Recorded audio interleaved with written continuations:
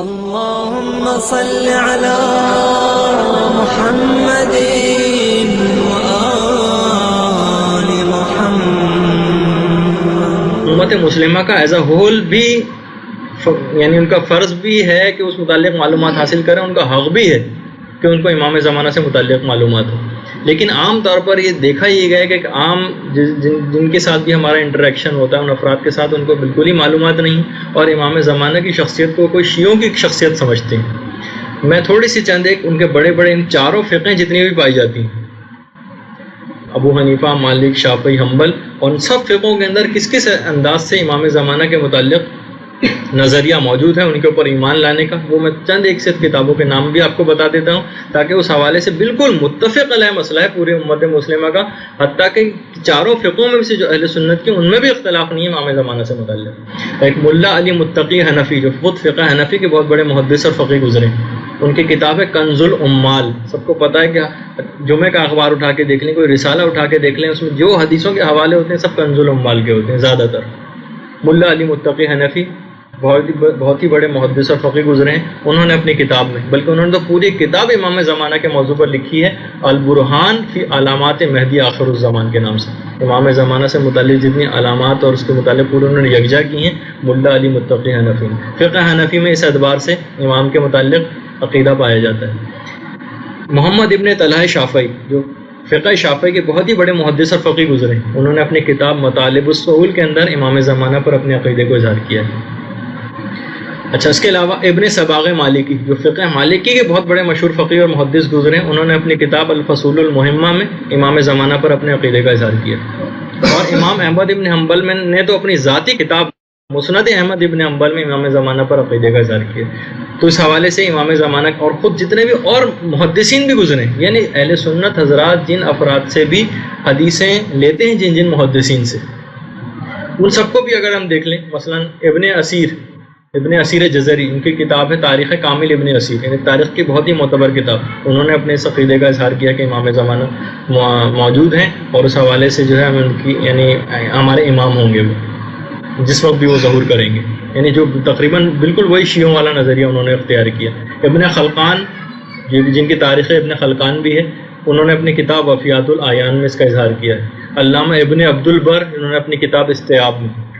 اچھا، خطیب بغدادی جو بہت ہی بڑے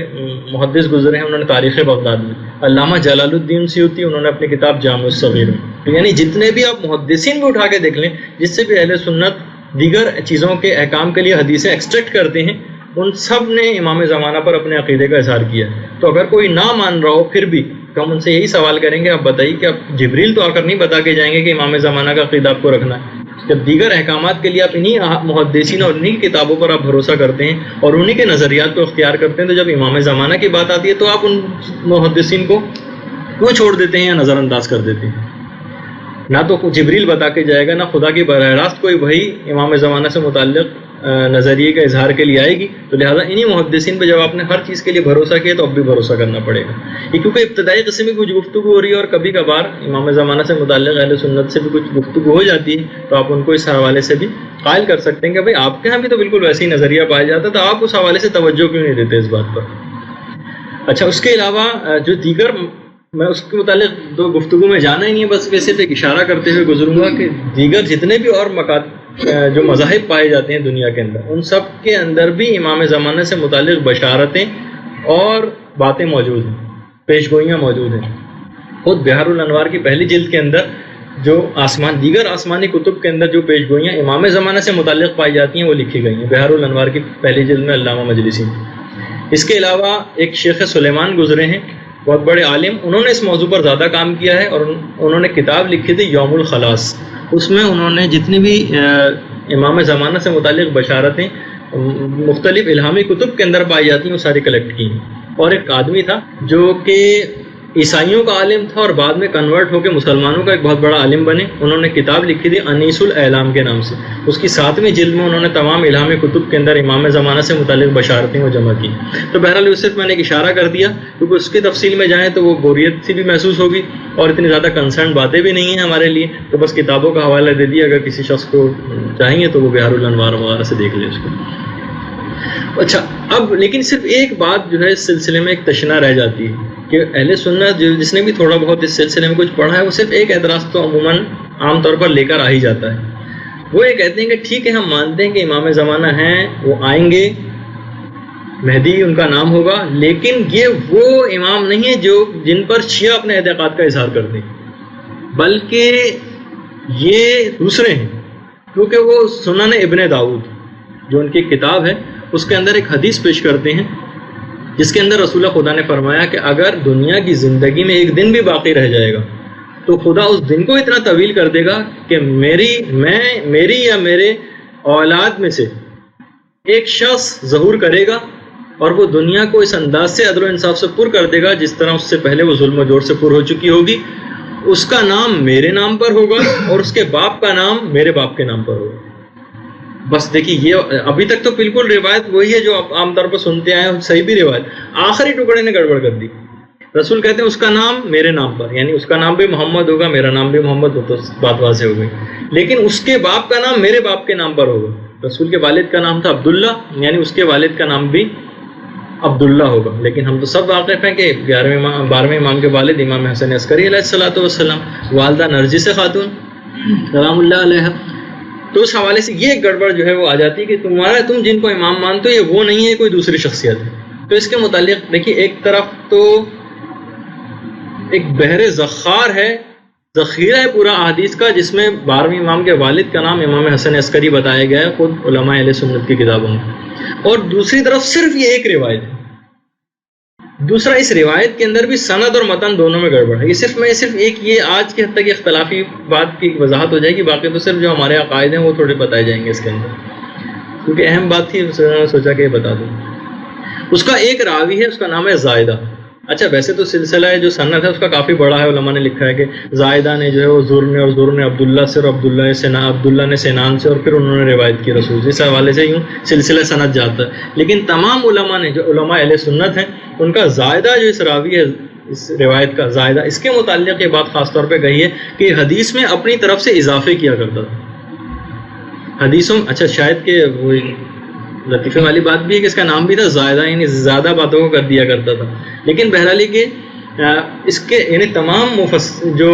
علم رجال پر جنہوں نے کام کیا وہ کہتے ہیں زائدہ کی عادت تھی کہ ہر احادیث کے اندر اپنی مرضی سے اضافے کیا کرتا تھا. تو ایک طرف تو ذخیرہ ہے احادیث کا, ادھر زائدہ کی اکیلی یہ روایت, اور اس کے اندر بھی جو ہے سب علماء کا کہنا کہ یہ اپنی طرف سے اضافے کیا کرتا تھا, لہٰذا ناقابل اعتبار راوی. ایک تو لحاظ یہ ہو گیا. پھر آخر ایک سوال ابھرتا ہے کہ زائدہ کو اس روایت کے اندر اس جملے کا اضافہ کرنے کی کیا ضرورت تھی.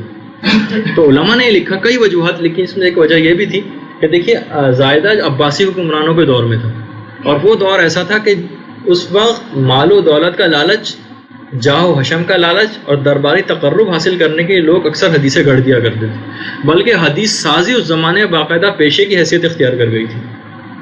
جس کا مقصد کیا ہوتا تھا, درباری تقرب حاصل کرنا, مال و دولت کو حاصل کرنا, جاہ و حشم کو حاصل کرنا. بلکہ جو زیادہ صحیح بات ہے, جو اس کی اصل وجہ ہے کہ زائدہ نے اس جملے کا اضافہ کیوں کیا اپنی روایت کے اندر, کیونکہ وہ عباسی حکمران محمد ابن عبداللہ ان منصور جس کا لقب مہدی تھا اس کے دور خلافت میں تھا. اچھا آپ دیکھیے اس کا مقصد یہ تھا کہ اچھا دیکھیے اس کا نام کیا تھا, محمد جو بادشاہ تھا عباس, بنو عباس کا,